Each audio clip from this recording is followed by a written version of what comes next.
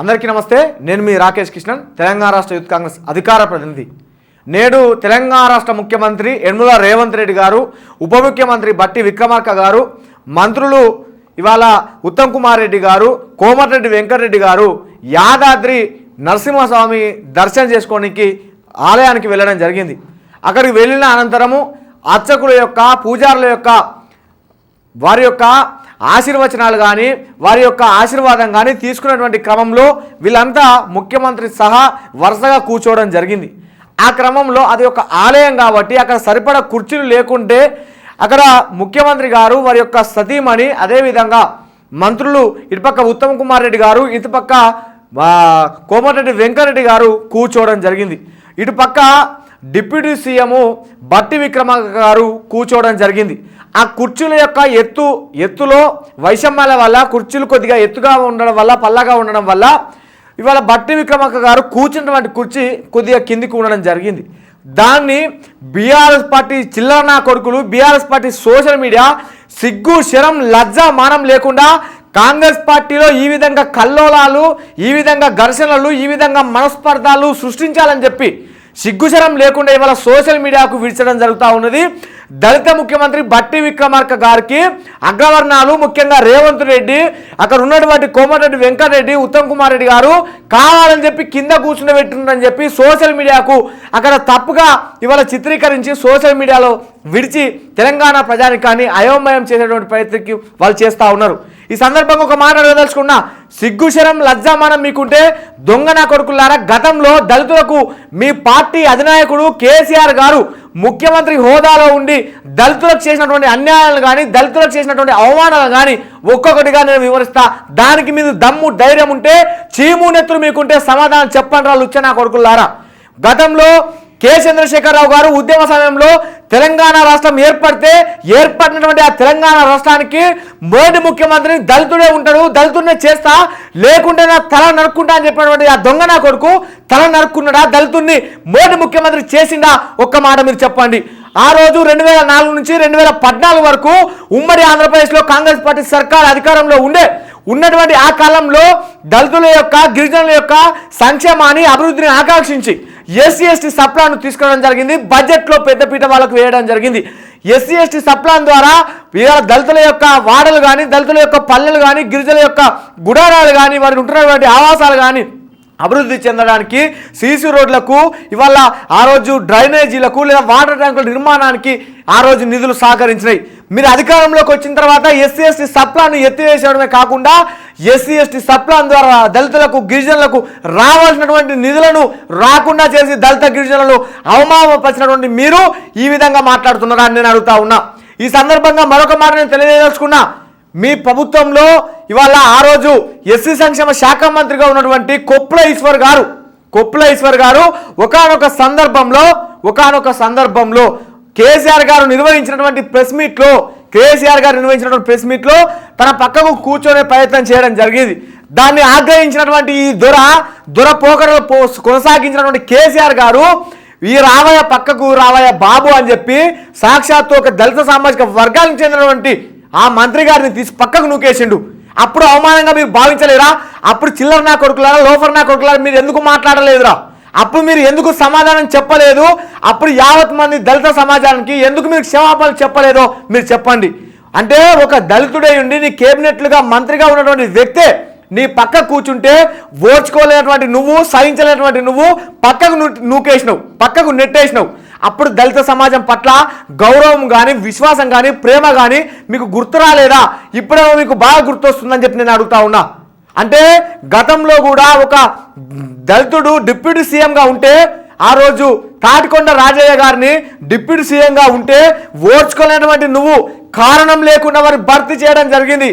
తర్వాత దళిత సంఘాల నుంచి, దళిత ప్రజానికం నుంచి తీవ్రంగా పెద్ద ఎత్తున మీ ప్రభుత్వం మీద, మీ పార్టీ మీద వ్యతిరేకత వస్తే మళ్ళీ అదే దళిత సామాజిక వర్గానికి చెందినటువంటి వ్యక్తిని నువ్వు డిప్యూటీ సీఎంగా మరి అపాయింట్ చేయడం జరిగింది. ఇదంతా తదంగాలు తెలంగాణ సమాజం మర్చిపోయిందని అనుకుంటున్నారా? అసలు దళితులను మీరు కనీసము మనుషుల లెక్క కూడా మీ కేబినెట్లో ఉన్నటువంటి మంత్రిని కానీ, మీ ప్రభుత్వంలో ఉన్నటువంటి ఎమ్మెల్యేలు కానీ ఎప్పుడైనా కనీసం గౌరవమైన ఇచ్చిండ్రా అని చెప్పి నేను అడుగుతా ఉన్నా. సిగ్గుశరం లేకుండా ఈ విధంగా కాంగ్రెస్ పార్టీ సర్కార్లో మరి ఇవాళ మీరు కలహాలు కానీ విచ్ఛిన్నం కానీ చేయాలనే ప్రయత్నం మీరు చేస్తూ ఉన్నారు. ఈ సందర్భంగా నేను అడుగుతా ఉన్నా, ఇప్పుడు నేను వేసినటువంటి ఈ ప్రశ్నలన్నింటికీ సమాధానం మీరు చెప్పండి. ఎందుకు దళితుల్ని సీఎంగా ముఖ్యమంత్రి కేసీఆర్ గారు ఆ రోజు చేయలేదు? ఎందుకు ఎస్సీ ఎస్టీ సప్లాన్ ద్వారా దళితులకు రావాల్సినటువంటి నిధులను పక్కదారి పట్టించిండ్రు? ఎందుకు ఎస్సీ ఎస్టీ సప్లాన్ను ఎత్తివేసిండ్రు? ఎందుకు దళిత సామాజిక వర్గంలో ఉన్నటువంటి విద్యార్థి నిరుద్యోగులకు ఎస్సీ కార్పొరేషన్ ద్వారా వచ్చేటువంటి రుణాలను రాకుండా కట్టెలు విధించిండ్రు? ఎందుకు దళిత సామాజిక వర్గాన్ని మీరు అవమానపరిచిండ్రో మీరు ఈ ప్రశ్నలన్నింటికి సమాధానాలు మీకు దమ్ముంటే చెప్పండి.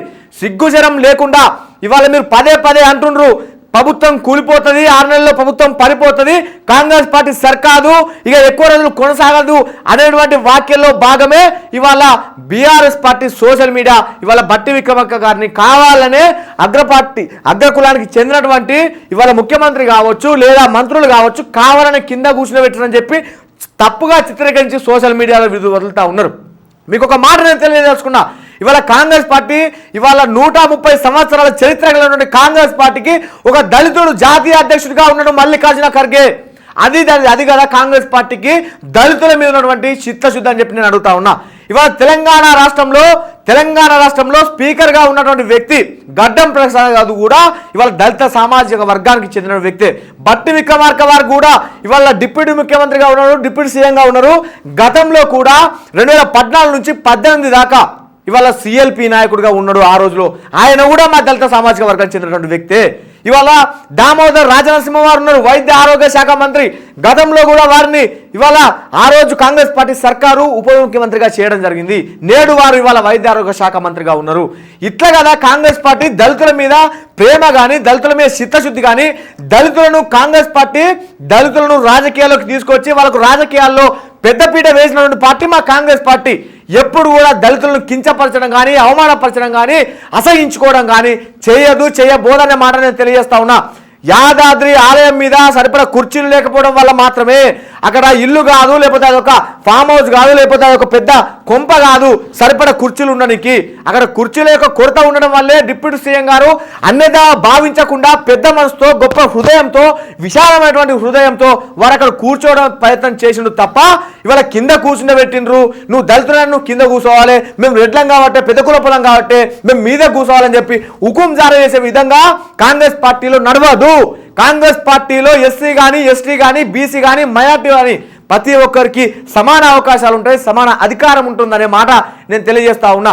ఈ విధంగా బీఆర్ఎస్ పార్టీ సోషల్ మీడియా ఇవాళ దళితులను అవమానించింది. దళిత సామాజిక వర్గానికి చెందినటువంటి డిప్యూటీ సీఎం బట్టి విక్రమార్క గారిని కావాలనే కింద కూర్చుండబెట్టిందని చెప్పి సోషల్ మీడియాలో చేస్తున్నటువంటి ప్రయత్నాన్ని కానీ ప్రచారాన్ని కానీ నేను తీవ్రంగా ఖండిస్తా ఉన్నా.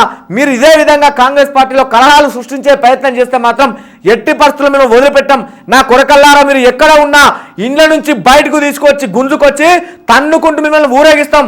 లేకుంటే మాత్రం ఈ విధమైనటువంటి ప్రచారాన్ని మీరు బంద్ పెట్టుకోనని మీకు తెలియజేస్తూ, డ్రామారావు కేసీఆర్ గతంలో మీరు ఈ విధంగా దళితుల మీద అన్యాయాలు చేసిండ్రు, అవమానించిండ్రు, పక్కకు నెట్టేసిండ్రు, నూకేసిండ్రు. మేము ఎప్పుడు కూడా అలా చేయబోము. తెలంగాణ ప్రజానికం మీరు ఆలోచన చేయండి. అక్కడ సరిపడా కుర్చీలు లేకపోవడం వల్ల మాత్రమే సీఎం గారు మంత్రులు అక్కడ కూర్చున్నారు తప్ప కావాలని చెప్పి ఇవాళ కులమతాలు కాంగ్రెస్ పార్టీ పరిగణనలోకి తీసుకుంటే మాత్రం దళితులకు రాజకీయాల్లో ఈ విధంగా పెద్దపీట వేసేది కాదు. కాబట్టి మీరు అన్నేదా భావించొద్దు. యావత్ మంది దళిత సామాజిక వర్గాన్ని కూడా దళిత సమాజాన్ని కూడా నేను కోరుతా ఉన్నా. ఇది కాంగ్రెస్ పార్టీ సర్కార్లోని పెద్దలు లేదా సీఎం గారు కావాలని చేసినటువంటి పని కాదని చెప్పి మీ అందరికీ నేను చేతులు జోడించి నమస్కరిస్తా ఉన్నా.